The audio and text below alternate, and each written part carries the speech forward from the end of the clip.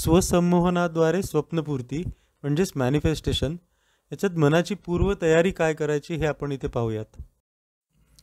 मित्रांनो, आपल्या आधीच्या स्वसंमोहनाचा उपयोग करून स्वप्नपूर्ती कशी करायची या व्हिडिओमध्ये आपण बघितलं की स्वसंमोहनचं बेस काय, त्याचा आधार काय, लॉजिक काय आणि ते कसं करायचं याची आपण माहिती घेतली. पण जेव्हा स्वप्नपूर्तीसाठी कोणतेही स्वसंमोहन, पत्रिका, कर्म ठीक करणं याच्यासारखे प्रयत्न करतो तेव्हा मनाचे एक पक्के अधिष्ठान किंवा एक बैठक असण्याची खूप गरज असते. डळमळीत, अस्थिर, कमकुवत किंवा शंका असलेल्या मनाने आपण कोणत्याही प्रकारचे प्रयत्न केले तरी ते यशस्वी होणं तसं कठीणच असतं.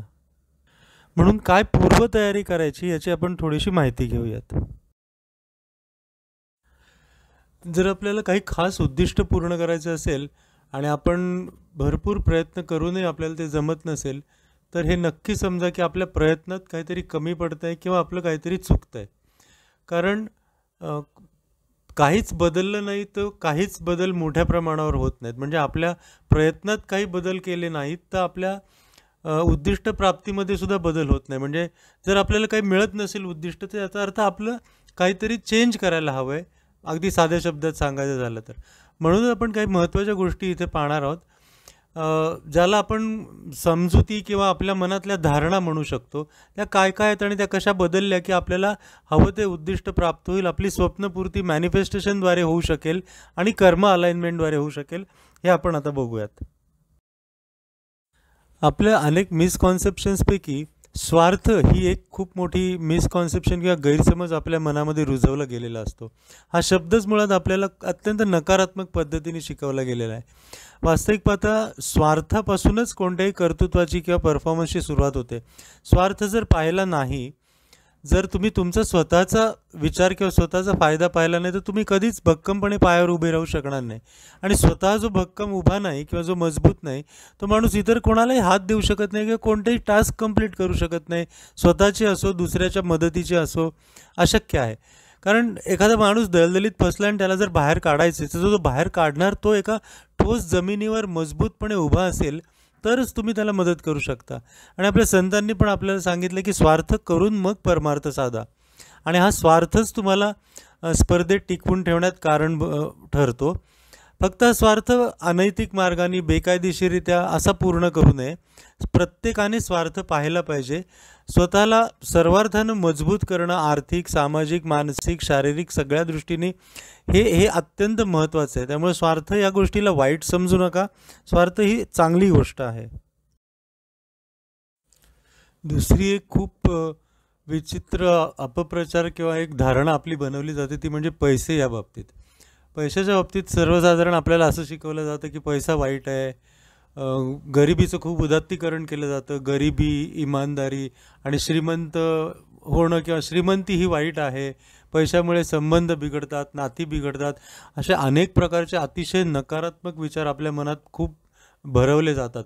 सिनेमाच्या माध्यमातून म्हणा किंवा इतर पुस्तकांच्या माध्यमातून असं सांगितलं जातं की श्रीमंती आणि वाईटपणा आणि गरिबी म्हणजे इमानदारी हे याचं उदात्तीकरण केलं जातं.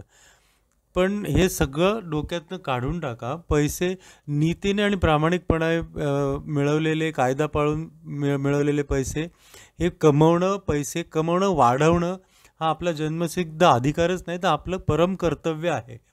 पैशाला आपण आपल्याकडे लक्ष्मी म्हणतो, पण पैशाला तसा मान देतो का तर तो द्यायला पाहिजे, त्याला सन्मान द्यायला पाहिजे, प्रेम करायला पाहिजे पैशावरती. अडचण आणि त्रास किंवा हे संबंध खराब होणं हे पैशामुळे नसतं. आपण पैशाच्या बाबतीत जो मोघमपणा ठेवतो बोलताना, व्यवहारामध्ये स्पष्ट न बोलणं, नम्रपणे बोलावं पण स्पष्टपणे व्यवहाराच्या बाबतीमध्ये आपण जितकं स्पष्ट राहू तितके आपले नातेसंबंध खराब व्हायचं काहीच कारण नसतं. कारण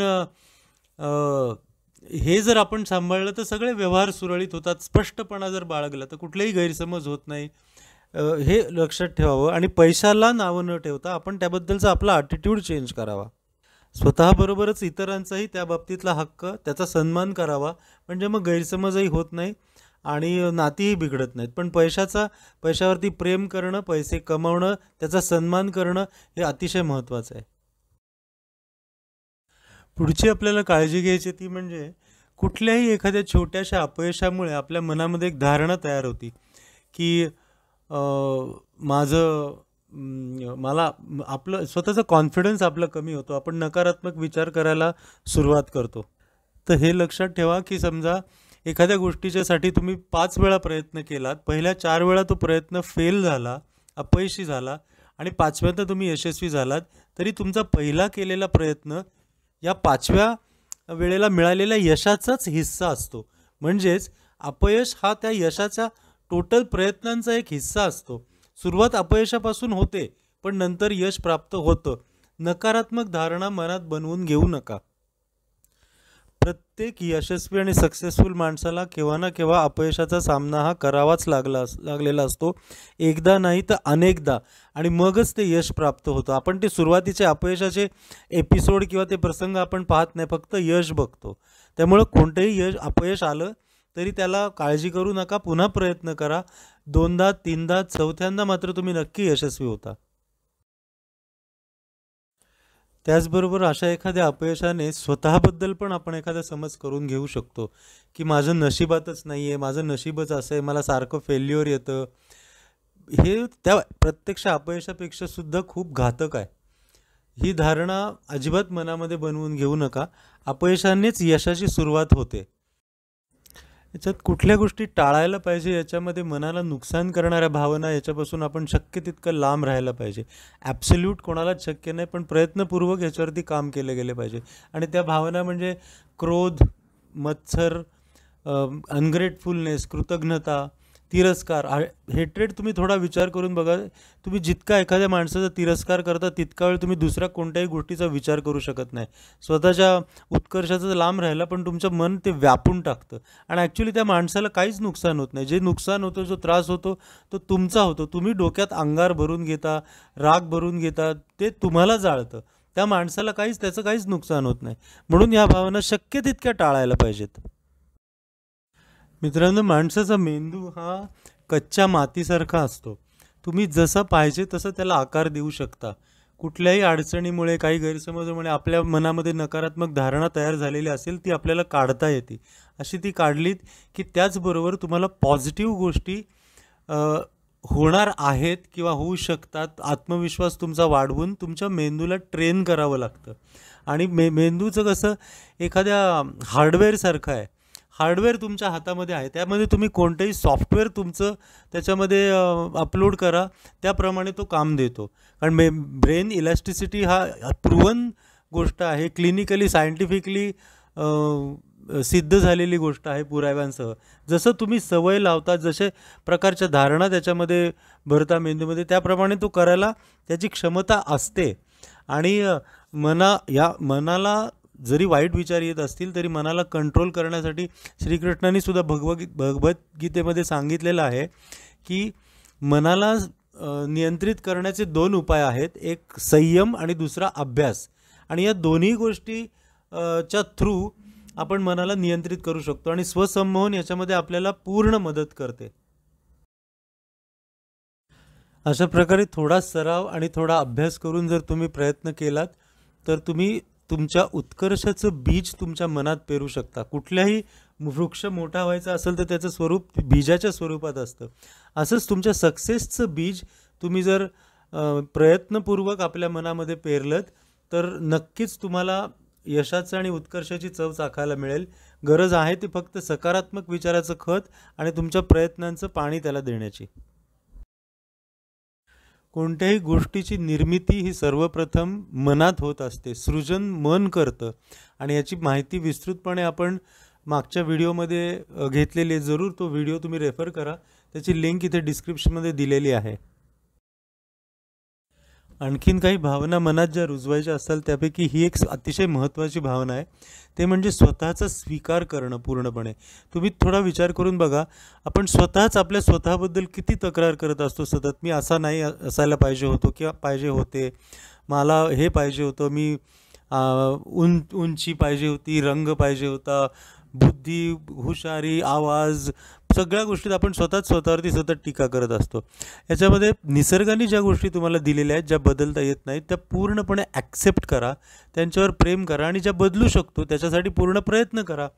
याच्यासाठी सतत स्वतःवर टीका करणं, स्वतःला न स्वीकारणं हे टाळायला पाहिजे. आणि यश देणाऱ्या, भलं करणाऱ्या चांगल्या भावनांपैकी सर्वोत्कृष्ट भावना आहे ती म्हणजे प्रेम. प्रेमाची शक्ती अमर्याद असते, प्रेमाची शक्ती प्रचंड असते. प्रेम कोणत्याही स्वरूपाचं असू शकतं, ते फक्त काही स्त्री पुरुष मुलगा मुलगी असंच प्रेम नाही. आईवडिलांचं प्रेम असू शकतं, आईचं मुलावर, वडिलांचं कुटुंबावर प्रेम असतं, देशभक्ती असते, आपलं आपल्या देशावर प्रेम असतं, कोणत्याही प्रकारचं. पण प्रेमामध्ये प्रचंड ताकद असते. प्रेम ही भावनाच मुळात एक स्वर्गीय भावना आहे. त्याच्यामध्ये माणूस त्याची क्षमता पूर्णपणे त्याच्या क्षमतेच्या बाहेर जाऊन पण काम करू शकतो. उदाहरण आपण खूप बघू शकतो, जसं आता हिरकणीचं उदाहरण आहे. तिने आपल्या मुलासाठी काय पराक्रम केला. आपल्या फ्रीडम फायटर्सनी आपल्या स्वराज्याच्या वेळेला महाराजांच्या सगळ्या मावळ्यांनी जे आपल्या देशावर प्रेम केलं, त्याच्यामध्ये त्यांनी पराक्रम घडवला, इतिहास घडवला. प्रेमामधनं खूप प्रचंड मोठे गोष्टी निर्माण होऊ शकतात. त्यामुळे प्रेम ही भावना सतत मनामध्ये जपली पाहिजे. ती अत्यंत सामर्थ्यशाली भावना आहे. प्रेमानंतरची दुसरी महत्त्वाची गोष्ट म्हणजे कृतज्ञता किंवा ग्रॅटिट्यूड. आपण खूप वेळा असं होतं की आपण काय हवं आहे याचा सतत विचार करत असतो, पण आपल्याकडे काय आहे, आपल्याला काय मिळालं आहे याचा आपण विचार करत नाही. निसर्गाकडनं आपल्याला काय मिळालेलं आहे, आईवडिलांकडनं काय मिळालं आहे, समाजाकडनं, मित्रमैत्रिणींकडनं, ह्याच्याबद्दल कृतज्ञ राहणं आणि याचा विचार करणं हे सतत जमेच्या बाजू आपल्या गृहीत धरणं हे अतिशय महत्त्वाचं आहे. कारण त्याने मन तुमचं सकारात्मक होतं, बुद्धी प्रगल्भ राहते, तुम्ही तुमच्या उत्कर्षासाठी रस्ता मोकळा होतो तुमचा. ग्रॅटिट्यूडची भावना मनात ठेवल्यामुळे व्याकुळ राहणं, सतत काय हवं आहे हे बघून महत्त्वाकांक्षा वेगळी आणि जे आहे आपल्याकडं ते नाकारणं वेगळं. जे आहे ते स्वीकारायला पाहिजे, त्याचं कौतुक, त्याच्याबद्दल आभारी राहिलं पाहिजे, थँकफुल राहिलं पाहिजे आणि मग पुढच्या महत्त्वाकांक्षेचा विचार आपण करायला पाहिजे. दुसरी प्रयत्नपूर्वक मिळवायची गोष्ट ती म्हणजे मन प्रसन्न ठेवणं. मन प्रसन्न ठेवणं याचं तर महत्त्व इतकं अपरंपार आहे आणि मुळात आनंद मंत्राचा मुख्य उद्देश पण तोच आहे की आपल्या रोजच्या संघर्षमय जीवनात आणि रोज नवनवीन टास्क्स आपल्याला मिळत असतात, हे पूर्ण करू, ते पूर्ण करू, हे झाल्यानंतर मी आनंदी राहील, तसं न करता आपला संघर्ष चालू असतानाही आपण आनंदी जीवन कसं जगावं हाच मुळात आनंद मंत्राचा पण उद्देश आहे. तर प्रसन्न मन ठेवणं हे कुठल्याही टास्कसाठी अतिशय महत्त्वाचे. संतांनी पण सांगितलं, मन करारे प्रसन्न सर्व सिद्धींचं साधन. तुमच्या आनंदासाठी कोणावर अवलंबून राहू नका. आनंदी राहण्याची गोष्ट आपण सवयीनं मिळवू शकतो. तर ती 24 तास कोणी राहू शकत नाही, अगदी ऑब्व्हियस गोष्ट आहे. पण जितकं शक्य तितकं आपण मन प्रसन्न ठेवणं. प्रसन्न मन हे सृजनशील असतं, तर त्याच्यामध्ये अनेक गोष्टी निर्माण करायची ताकद असते. तर आपल्या रोजच्या अडचणींनी किंवा काही टास्क्समुळे, प्रेशरमुळे, सततच्या चिंतेमुळे आपला हा आनंद गमावू नका, हे खूप महत्त्वाचं आहे. तर मित्रांनो, हे सर्व तुम्हाला पुन्हा एकदा सांगण्याचं कारण म्हणजे आपण आधी पाहिलं त्यामुळे स्वसंमोहन पत्रिकेचा अभ्यास करून आपण कर्म अलाइनमेंट वगैरे करणं, या सगळ्या गोष्टी प्रभावी व्हायच्या असतील, त्याच्यापासून आपल्याला यश मिळायचं असेल तर ही मनाची बैठक असणं. कारण या सगळ्या भावना मनात ठेवून किंवा ज्या नको असलेल्या ठेवून किंवा हव्या असलेल्या न मनात इम्प्लांट करता आपण जर ते प्रयत्न केले तर अपेक्षित परिणाम मिळणार नाही. ते म्हणजे एखाद्या दगडावरती बी टाकून झाड उगवण्याची वाट पाहण्यासारखं आहे. म्हणून आधी आपल्याला ही तयारी करणं खूप गरजेचं आहे. म्हणून हा प्रयत्न. यातल्या बऱ्याच गोष्टी तुम्हाला आधीपासून माहिती असतील. तुम्ही म्हणाल यात वेगळं काय सांगितलं, तर काही सांगण्याचा, काही सल्ला देण्याचा हा प्रयत्न अजिबात नाही आहे. खूप गोष्टी आपल्या मनात असतात, आपल्याला माहिती असतात, पण त्याच्यावर धूळ बसलेली असते, दुर्लक्ष झालेलं असतं. त्या गोष्टी कुठे वापरायच्या किंवा त्याचा एकत्रीकरण करून काय प्रयोग करायचा ज्याच्यामुळे आपल्याला उत्कर्ष साध्य होईल किंवा आपल्या काही योजना सक्सेसफुल होतील, यासाठी हा प्रयत्न आहे. हे स्वतःच्या आणि बाकीच्या माहितीतल्या काही माणसांच्या अनुभवातून सिद्ध झालेल्या गोष्टी आहेत. याप्रमाणे जर विचार आणि मन चॅनलाइज केलं तर आपल्याला यश नक्की मिळतं. आपल्या ज्या अथक प्रयत्न आपण सतत करत असतो त्याला अपेक्षित यश मिळत नाही, ते यश याच्यातनं नक्की साध्य होतं आणि हे अनुभव सिद्ध झालेली गोष्ट आहे. एकदा फक्त तुम्ही या सगळ्याचा कन्सॉलिडेटेड एकत्रित विचार करून बघा, एकदा प्रयत्न करून बघा आणि स्वतःलाच संधी द्या. नक्की तुम्हाला यश मिळेल. आनंद मंत्र या प्रवासात नेहमी तुमच्यासोबत आहे. आणि आमचा उद्देश एकच आहे की प्रत्येकाला आनंदी जीवन जगता यावं, जो त्याचा अधिकार पण आहे आणि जे त्याचं कर्तव्य पण आहे. धन्यवाद. Thank you so much. Thank you very much.